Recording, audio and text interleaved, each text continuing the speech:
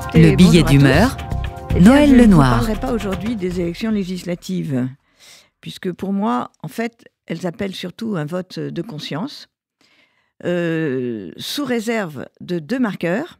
Premièrement, ne pas voter pour les antisionistes, qui pour moi sont des antisémites, et également refuser de voter pour ceux qui refusent de voir les crimes des mollahs iraniens et ceux des talibans afghans, notamment à l'encontre des femmes. C'est tout. Donc pas de consigne de vote en ce qui me concerne. D'ailleurs, je n'ai pas en donné. J'ai choisi de parler de l'attitude des Nations Unies face à la guerre à Gaza.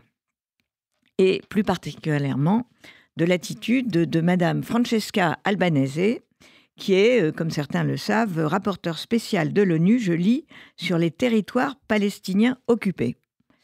Comme vous le constatez, le titre que l'ONU lui attribue exprime déjà un parti pris anti-israélien, puisque ces territoires, en fait, aujourd'hui, la seule Cisjordanie, s'ils sont proclamés occupés par les Palestiniens, sont considérés comme disputés du point de vue israélien. Alors, Madame Albanese, qui est italienne, est connue de longue date comme une ardente militante pro-Hamas. En 2015, elle avait publié sur Facebook une photo comparant un soldat israélien à un soldat nazi. Bon, rien que ça. On savait donc à qui on avait affaire. Mais le Conseil des droits de l'homme de l'ONU, qui l'a coopté, ne lui en a pas du tout tenu rigueur, puisqu'il l'a nommée en 2022. Et dès sa nomination, elle n'a pas déçu, puisqu'elle a participé en novembre 2022 à une conférence du Hamas et du djihad islamique. Et tenez-vous bien, elle y a affirmé que la violence israélienne justifiait la violence de la résistance palestinienne. Mais là encore, cela n'a nullement choqué l'ONU et il n'y a pas eu de rappel à l'ordre.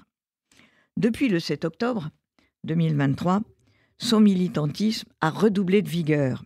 Elle a d'abord déclaré, je cite, « Les victimes du 7 octobre n'ont pas été tuées à cause de leur judaïsme, mais en réaction à l'oppression d'Israël. » Plus fort encore, en mars dernier, en mars 2024, elle a publié un rapport au titre évocateur « Anatomie d'un génocide ». On aurait pu imaginer qu'elle qualifiait ainsi, fort justement, le pogrom du 7 octobre. Eh bien non, c'est Israël qu'elle accuse de génocide et appelle d'ailleurs à un embargo sur les armes. Elle prend donc le contre-pied tant de la Cour pénale internationale, dont le procureur n'a jamais imaginé, même s'il demande de lancer un mandat d'arrêt contre Benjamin Netanyahou et son ministre de la Défense, il n'a jamais imaginé un quart de seconde d'accuser Israël de génocide. Et elle prend aussi le contre-pied de la Cour internationale de justice, qui, dans ses ordonnances du 26 janvier et du 24 mai, n'a jamais non plus fait allusion à un quelconque génocide face à l'accusation de l'Afrique du Sud contre Israël. Même la France, qui ne peut vraiment pas être soupçonnée de pied pro-israélien, après le boycott extrêmement choquant du président de la République à l'encontre des entreprises de défense israéliennes à Eurosatory. Eh bien, même la France s'était émue, il y a peu, de l'antisémitisme de Madame Albanese. Mais toujours pas l'ONU. Le secrétaire général de l'ONU va-t-il pouvoir, c'est la question d'aujourd'hui, continuer à fermer les yeux? Pas sûr. Grâce à UN Watch et à Hillel Neuer, son directeur, qui est extrêmement actif et impressionnant, le Bureau des services de surveillance interne de l'ONU vient d'accepter de lancer une enquête sur les financements que Madame Albanese a obtenus en novembre 2023 pour aller faire du lobbying anti-israélien avec son assistante en Australie et en Nouvelle-Zélande. Ces voyages étaient absolument sans rapport avec son mandat. Ils représenteraient plus de 30 000 € et aussi bien elle que les services administratifs de l'ONU sont absolument incapables de fournir le moindre justificatif.